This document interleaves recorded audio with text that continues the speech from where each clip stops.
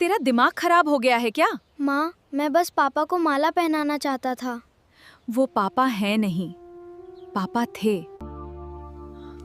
मन्नू, सरपंच जी ने पंचायत बुलाई है। हमें भी बुलाया है? हाँ, तुम्हें और तुम्हारी माँ को तुरंत बुलाया है। हे भगवान, अब क्या होने वाला है? तुम्हारे पति हमारे गांव के पैसे लेकर गायब हो गए। मुझे यकीन है उन्होंने ऐसा नहीं किया होगा। अगर नहीं किया तो वो वापस क्यों नहीं आए? जब तक कर्ज नहीं चुकता होगा तुम दोनों इस गांव में नहीं रह सकते। माँ, यही घर था हमारा, यही हमारी सारी यादें हैं। माँ, एक दिन हम वापस आएंगे, भगवान करे वो दिन जल्दी आए बेटा, और उस दिन हम अपनी इज्जत भी वापस लेकर आएंगे। माँ, सुबह से कुछ नहीं खाया, बहुत भूख लग रही है। मुझे भी बेटा, लेकिन यहाँ कुछ दिखाई नहीं दे रहा। चलो थोड़ा और आगे चलते हैं, शायद कुछ खाने को मिल जाए। ठीक है बेटा, भगवान ही हमारी मदद कर सकता है। कौन हो तुम दोनों? मन्नू, ये आवाज किसकी थी? माँ, मेरे पीछे रहो। मैंने पूछा यहाँ क्या कर रहे हो तुम लोग? डरो मत, मैं तुम्हें नुकसान पहुंचाने नहीं आया। तो फिर आप कौन हैं? मेरा नाम टिम्बा है, मैं वेदा कबीले से हूँ। हम बस खाने की तलाश में यहाँ भटक गए हैं। अगर भूखे हो तो मेरे साथ चलो। आइए, पहले बैठिए, यहाँ आप सुरक्षित हैं। बहुत बहुत धन्यवाद भाई, हमने सोचा नहीं था कि जंगल कोई हमारी मदद करेगा। हमारे वेदा कबीले में मेहमान भगवान के समान होते हैं। लो, खाना तैयार हो गया। वाह, इसकी खुशबू तो कमाल की है। इतनी अच्छी महक वाला खाना मैंने कभी नहीं सूंघा। अभी स्वाद चखोगे तब असली मजा आएगा। वाह, इतना स्वादिष्ट खाना मैंने कभी नहीं खाया।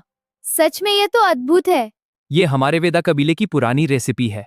इस स्वाद को लोग कभी नहीं भूल पाएंगे। माँ, हमें रास्ता मिल गया। कैसा रास्ता बेटा? अगर हम यही स्वादिष्ट खाना लोगों तक पहुँचाएं तो सब इसे पसंद करेंगे। मतलब एक खाने का ठेला? हाँ, और एक दिन अपना बड़ा ढाबा भी। बस थोड़ा सा काम और फिर तुम्हारा ठेला तैयार हो जाएगा। टिम्बा भैया, आपने हमारे लिए इतना कुछ किया है। मदद करना ही हमारा धर्म है। भगवान आपका भला करे बेटा। अब हमारी नई शुरुआत होगी। जाओ मन्नू, मेहनत और ईमानदारी कभी हारती नहीं। आपका एहसान मैं कभी नहीं भूलूंगा टिम्बा भैया। भगवान करे आज का दिन हमारे लिए शुभ हो। मुझे पूरा विश्वास है तुम जरूर सफल होगे। गर्मा गर्म आलू भात, स्वादिष्ट केले की सब्जी, आइए चखिए। अरे बेटा, ये कैसी खुशबू है? मैंने ऐसा खाना पहले कभी नहीं देखा। पहले चक्कर देखिए, फिर फैसला कीजिए। हे भगवान, हमारी मदद करना। अरे वाह, इतना स्वादिष्ट खाना मैंने कभी ही नहीं। ये तो कमाल है, मुझे 2 कटोरी देना। सच में आपको पसंद आया? पसंद आया बेटा, ये तो पूरे गांव को खिलाना चाहिए। धन्यवाद भगवान। मेरे लिए भी 1 कटोरी आलू भात और मेरे घर के लिए 4 पैकेट बांध दो। सबको मिलेगा, आराम से लाइन बनाइए। इतने ग्राहक, मुझे तो विश्वास ही नहीं हो रहा। सही, हम जरा इंतजार करेंगे। माँ देखो, आज हमने इतना कमा लिया। कई दिनों बाद उम्मीद दिखाई दे रही है बेटा, एक दिन हम पूरा कर्ज चुका देंगे और उसी दिन अपने गांव वापस लौटेंगे। ये मेरा वादा है। बेटा, हमारा सपना सच हो गया। अभी बहुत कुछ करना बाकी है माँ। मेहनत का फल हमेशा मीठा होता है। आज का दिन मैं कभी नहीं भूलूंगी। मन्नू, आज भी वही आलू भात देना। तुम्हारे ढाबे जैसा स्वाद कहीं नहीं मिलता। सबको मिलेगा, आराम से बैठिए। आज तो कल से भी ज्यादा भीड़ है। जल्दी बनाओ, खाना खत्म होने वाला है। रोजापुर गांव में भयानक बाढ़ आ गई है। क्या कहा? रोजापुर मेरा गांव? खेत डूब गए हैं, कई घर भी बर्बाद हो गए हैं। हे भगवान! हमें तुरंत कुछ करना होगा।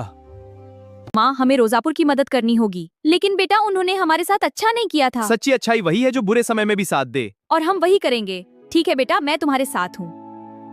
हे भगवान, गांव की हालत इतनी खराब हो गई। कितना बड़ा नुकसान हुआ है यहाँ। माँ, हमें जल्दी से लोगों की मदद करनी होगी। हाँ बेटा, अब एक पल भी बर्बाद नहीं करना चाहिए। सबको खाना मिलेगा, घबराइए मत। आराम से आइए, सभी के लिए भोजन है। बेटा, आज तुमने हमारा सिर शर्म से झुका दिया। धन्यवाद मन्नू, तुम सच में बहुत अच्छे हो। हम सब एक परिवार है, मुसीबत में साथ देना ही सबसे बड़ा धर्म है। आज पिताजी का सपना पूरा हो गया और उनका सम्मान भी वापस आ गया। सच्चाई और सेवा की हमेशा जीत होती है। पूरा गांव आज तुम पर गर्व करता है बेटा। राकेश जी सच्चे हीरो थे।